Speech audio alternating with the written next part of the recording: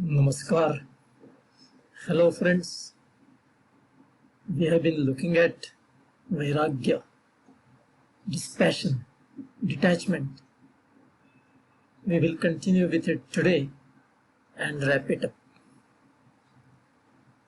Enjoying the world without attachment is not really possible.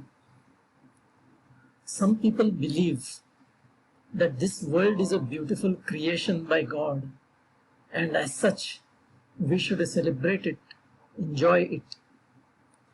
Among these people, those who are more seriously spiritually inclined say that while doing so, one should not get attached to the world. So, in other words, one may enjoy good things in this world if and when they come our way, but one should not desire them or miss them if they are not available. In the same manner, one should not resent bad things of this world. Let the bad experiences come and go in their own time. The above view seems appealing at first, but I have some reservations in that regard. Is enjoyment of good things without attachment really possible? The moment we use the words like enjoy, celebrate, it means we get pleasure out of that particular thing. It indicates something that our mind has classified as good and desirable. It also means that our mind has some other things that it has classified as bad and undesirable. This is duality. And then how can true spirituality come about in this duality of good and bad, desirable and undesirable, enjoy and abhor? Yes, true spirituality can exist even in duality, but that duality can be only at the physical level and not at the mental level. In other words, our mind should not feel good when good experience comes our way, and it should not feel bad if bad experiences come our way. That is the equanimity that Srimad Bhagavad Gita recommends so strongly. So to my mind, this boils down to letting different experiences come our way, but not judging them as good, bad, desirable, undesirable.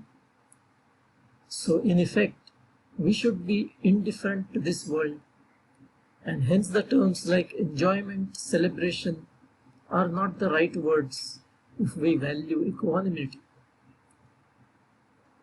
If some of us still disagree and say that it is possible to enjoy the world without getting attached to it, it is quite likely that these people may then be simply taking an intellectual position of detachment. In other words, they may be indulging in a kind of self-deception while enjoying good things, but telling themselves, I am not enjoying, and it does not matter if this good experience ceases and if it never comes my way again and I won't miss it, etc. So, if one subscribes to this view of enjoying with detachment, one will have to be very careful and assess if indeed his mind is truly indifferent to the experience.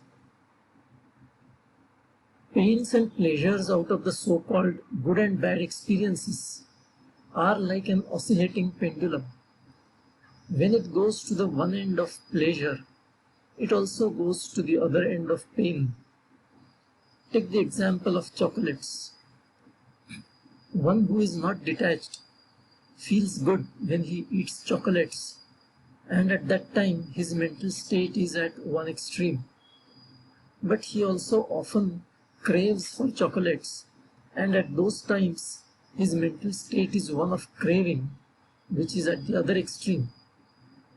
Now consider a self-proclaimed detached person. He may say that I like chocolates, but I don't miss them even if I don't have them for months.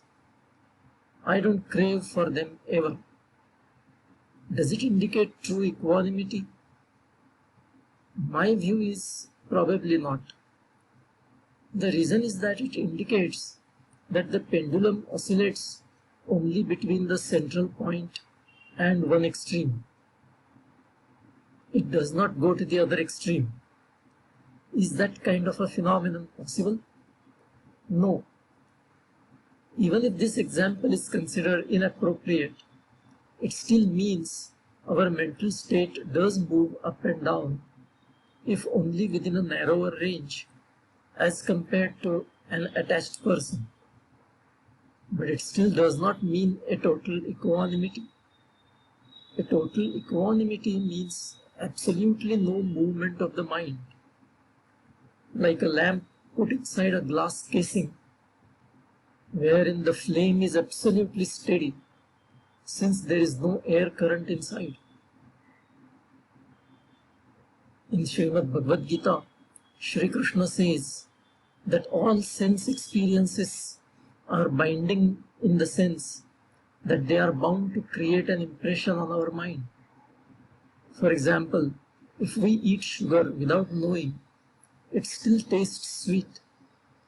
In other words, a sense experience, even without attachment, still creates a mental impression.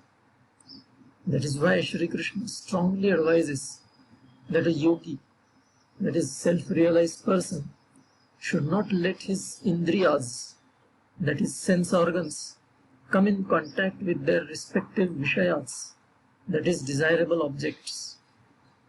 This means that a yogi should not indulge in actions that will please or pain his senses.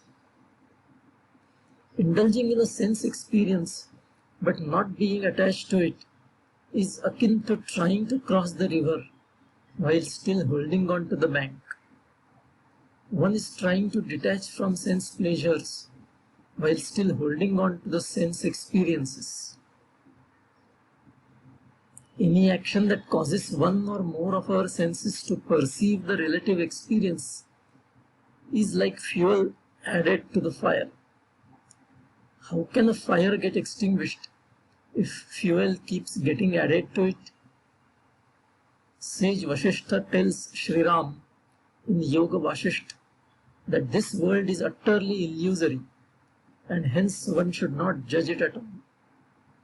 While being embodied in this world, one may indulge in Shubha Karma, that is actions appropriate to the situation as per Shastras, that is scriptures, or let me say in God consciousness, without any thought as to the outcome of the actions.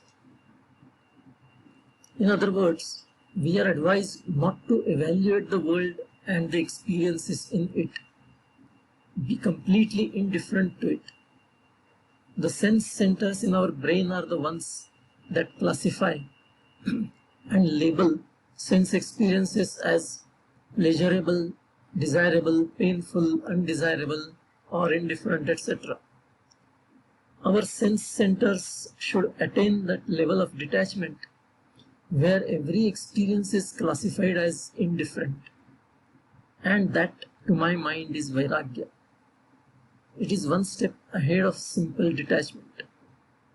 Detachment may at best mean no craving, yet some duality still exists, while Vairagya will mean transcending the duality of pain and pleasure. I will stop here. We'll come with the next topic next time. Until then, bye.